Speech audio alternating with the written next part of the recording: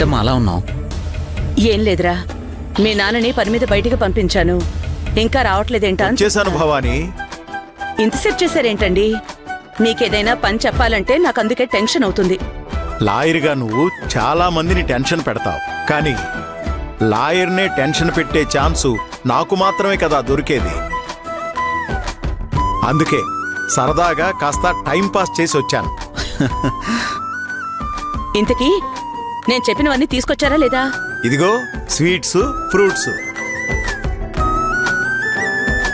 మరి పూలేవి? పూలు దొరకలేదు భవానీ, 1 అవర్లో వస్తాయంట. హోమ్ డెలివరీ చేస్తాను అన్నాడు. ఇంతసేపు ఉండి సగం పని చేసుకొచ్చారన్నమాట. అమ్మా, ఫ్రూట్స్ ఫ్లవర్స్ ఎందుకు తెప్పిస్తున్నావు? కొంపదీసి మళ్ళీ పూజలు పునస్కారాలు ఏమైనా ప్లాన్ చేస్తున్నారా? లేదురా,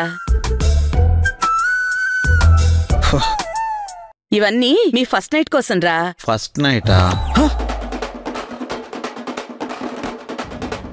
ఫస్ట్ నైటా? ఫస్ట్ నైటా అని నోరెళ్ళబెడతావేంట్రా? పెళ్లి తర్వాత కార్యక్రమం అదే కదా. ఇప్పుడు ఫస్ట్ నైట్ ఏర్పాటు చేయడం అంత అవసరమా? ఇది నిజం పెళ్లి కాదని మీకు తెలుసు కదా. తెలుసురా, కానీ ఫస్ట్ నైట్ అరేంజ్ చేయకపోతే సునందకి డౌట్ వచ్చేస్తుంది కదా. పెద్దవాళ్ళే ఉండి మీకు ఆ మాత్రం తెలీదా? మీరు ఏర్పాట్లు చేయలేదు అని ఈ పెళ్లి నాటకమే ముందుండి నడిపించేది మీరే అని యక్ష ప్రశ్నలు వేస్తుంది. అందుకే వాళ్ళని నమ్మించడానికే మేమివన్నీ చేయక తప్పడం లేదు.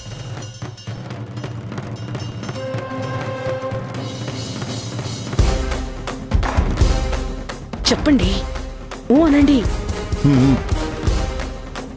నాకైతే ఎవ్వరినీ నమ్మించాల్సిన అవసరం లేదు అనిపిస్తోంది భవానీ. ఏంటండి మీరనేది? నాకు అర్థం కాలేదు, కాస్త క్లియర్గా చెప్పండి.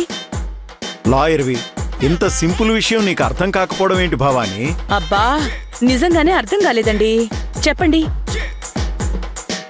శ్యామ్ ఇంకో పెళ్లి చేసుకోకుండా ఉండడానికి కారణం ఏమిటి?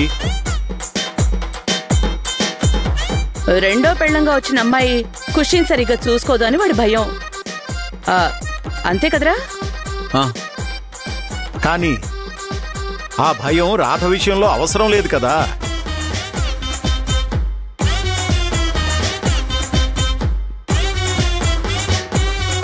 తను ఖుషీని కంటికి రెప్పలా కాపాడుకుంటోంది. ఖుషీ అమ్మా అమ్మా అంటూ రాధ కొంగు పట్టుకునే తిరుగుతోంది. ఇంతకన్నా ఏం కావాలి?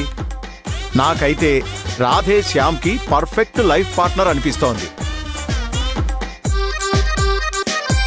అంత మంచి అమ్మాయి దొరికినప్పుడు ఇంకా నాటకం ఆడాల్సిన అవసరం ఏంటి?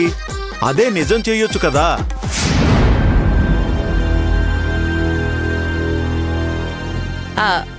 అవును కదా, నిజమేనండి. అసలు నాకు ఈ ఆలోచన తట్టనే లేదు. రాధాశ్యామ్లు నిజంగా భార్యాభర్తలైతే ఖుషీకి అమ్మ మీద ద్వేషం కలిగించాల్సిన అవసరమే ఉండదు. అసలు ఖుషీ అమ్మ ప్రేమ కోసం బాధపడే పరిస్థితే రాదు. నువ్వు ఒకసారి ఆలోచించరా.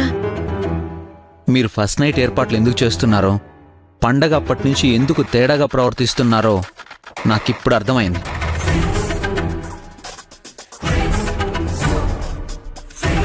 మీరు లేనిపోని ఆలోచనలు పెట్టుకోకండి. మీరు అనుకున్నది ఎప్పటికీ జరగదు. రే, మేం ఫస్ట్ నైట్ ఏర్పాటు చేసింది కేవలం సునందని నమ్మించడానికే. మమ్మల్ని అపార్థం చేసుకోకు. కానీ అమ్మగా ఒక మాట అడుగుతాను. తాళి రాధ కట్టుకునుంటే అది నాటకం అయి ఉండేది.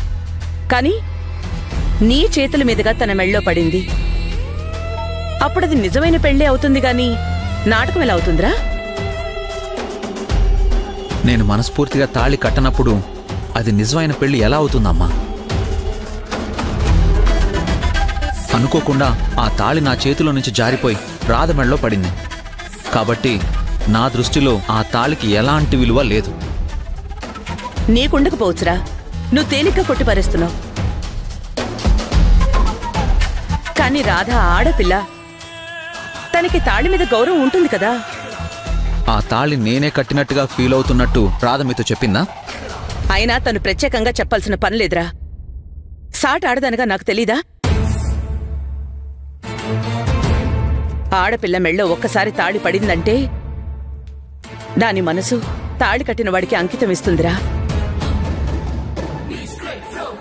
ఆ పెళ్లి ఎలాంటి పరిస్థితుల్లోనైనా జరగని ఆడది ఆ పెళ్లిని, తాళిని, ఆ మనిషిని మనస్ఫూర్తిగా అంగీకరిస్తుంది. అది మా విషయంలో మాత్రం సాధ్యం కాదు, కాకూడదు.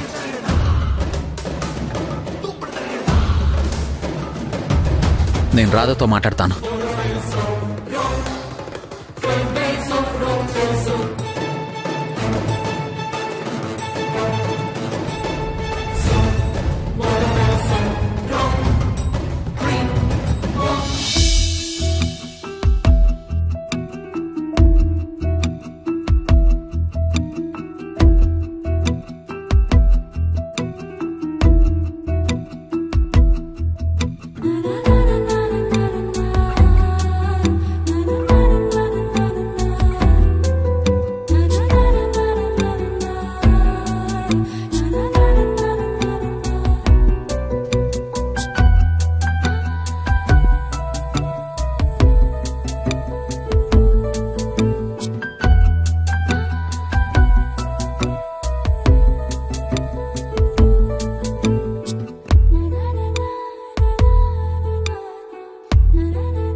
రాధా, రాధా, రాధా, ఏంటండి? ఇందాక అక్క వాళ్ళు నా దగ్గరకు వచ్చి మాట్లాడారు. ఏం మాట్లాడారు? నీ మెడలో పడిన తాళికి నువ్వు విలువిచ్చి నన్ను భర్తగా యాక్సెప్ట్ చేస్తున్నావని చెప్పావంట కదా. నాకు తెలుసు రాధా, నువ్వు మనస్ఫూర్తిగా ఆ మాటలు చెప్పుండవు. అక్క వాళ్ళు అనుమానించకుండా వాళ్ళ నోళ్లు ముయించడానికి నువ్వు అలా మాట్లాడుంటావు. నీ గురించి నాకు బాగా తెలుసు కదా. ఏ పరిస్థితుల్లో తాళి నా చేతిలో నుండి జారి నీ మెడలో పడిందో నీకు తెలుసు, నాకు తెలుసు. నీ దృష్టిలో గాని నా దృష్టిలో గాని ఆ తాళికి ఎలాంటి విలువ లేదు.